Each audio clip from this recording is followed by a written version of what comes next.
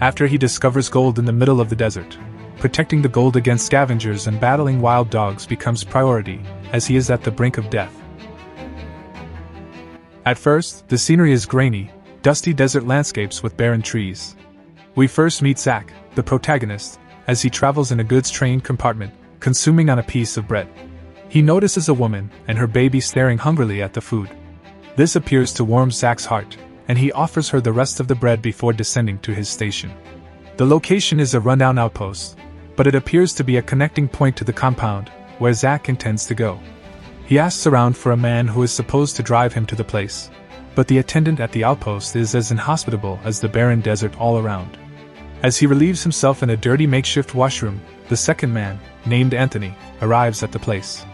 The two quickly set out on their journey towards the compound, and the Anthony seems to be opportunistic from the very beginning, as he charges extra money from the other man for gas and water. After they enter the desert and drive through barren, inhabitable landscapes, Anthony's car breaks down with a puncture, and they have to stop. Zach helps out with the problem, as he fixes the puncture and witnesses a facet of the harsh reality of the area when a wild dog attacks and tries to kill another for food. Anthony intervenes in such a cannibalistic act and perhaps does the humane thing as he kills the injured dog, relieving it of its pains. Soon after, the two are back on the road, and when they stop for the night, Zach explains why he is going to the compound. He shows his companion an advertisement pamphlet that promises a wonderful life to those who relocate to the compound. Anthony, who appears to be more familiar with the location than Zach, warns about the most deceptive advertisements that big corporations nowadays use to attract cheap labor. The next day, they resume their journey, but trouble arises when the car overheats due to Zach's increased use of the air conditioner. As the two men try to solve their immediate problem, Zach notices a chunk of shiny rock protruding from the ground. He calls Anthony over to take a look as he moves away from the loose sand covering the rock, and their tests confirm that they have discovered a massive gold nugget stuck in the ground in the middle of the desert. Overwhelmed, they initially try to extract the rock with their hands and by tying it to their car, but they soon realize that the nugget is much larger than it appears. The two decide to split up, as one would have to go to the nearest town to get hold of an excavator, while the other would have to stay back and protect the gold. Although Anthony initially offers to stay back, Zach insists that he would rather stay and protect their newfound treasure. Anthony finally leaves with his car, now repaired, and Zach prepares to spend the next 4 or 5 days all by himself amidst the cruel open nature. As Anthony drives away in his car, Zach settles down with his few belongings, which include a bottle, a jerry can full of water, some food, and a satellite phone that Anthony gave him so that the two could stay in touch. He marks the exact location of the gold nugget with dust, and then constructs a lopsided hut for himself by tying a piece of tent cloth to a tree on one side and placing rocks on the other. Dangers of nature soon present themselves as a scorpion crawls up near Zach's camp, but the man does not kill it, and instead tries to drive it away. He then goes to gather firewood, for it is now very well established that he would need a fire to protect himself from wild dogs after dark. During his meager meal at night, of canned and dried food, the man hears the howling dogs in the distance, hungrily waiting for their chance to somehow manage to attack him.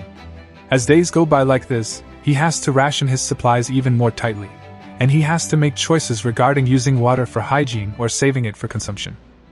As he continues his search for firewood, Zach comes across some crashed airplane debris and decides to scavenge metals and other supplies from it. He rips apart metal doors and windows and drags them back to camp to construct a stronger, more solid hut.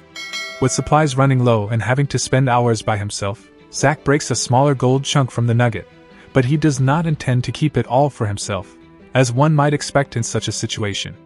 Instead, when Anthony calls him soon after to inform him of his position, Zach shares the news with him and suggests that they should go away with whatever little they can take, but the second man dismisses such a thought. That night, he has to take a walk through the abysmal darkness with only a stick lit on fire to protect himself, and he inevitably gets attacked by a group of wild dogs. However, he is saved just in time when a loud gunshot from somewhere nearby scatters the dogs away. The following morning, Zach attempts to kill a snake for food but fails to match its slithery movements as he trips his remaining water supply and continues dehydrating. In the afternoon, he returns to the plane crash site and notices a human figure approaching him. He tries unsuccessfully to hide in the plane and is eventually forced to come out to face the stranger. This individual, a woman dressed and armed for the desert, is a scavenger who goes around looting whatever and whoever she can and surviving with it. She harasses Zach for quite some time, trying to figure out who he is and what he is doing alone in the middle of nowhere. When the man fails to respond and simply tries to avoid the conversation, the woman follows him back to his camp and attempts to destroy his hut. When she is stopped, she attempts to portray Zach as an outsider who is unfairly attempting to take resources from locals like her, and then becomes aggressive. Zach, possibly in an attempt to protect himself, strikes the woman with a shovel and kills her, perhaps unwillingly. Taking whatever he can find on her, he digs a hole and buries her body in it, only to have hungry wild dogs dig it up and try to eat it.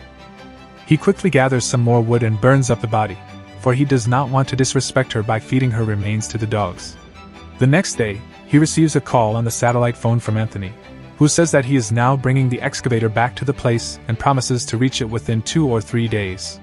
Zach notices a local vehicle passing by and once thinks of asking for help and running away from his situation, but his greed, and also perhaps a sense that the situation is equally bad everywhere else, holds him back.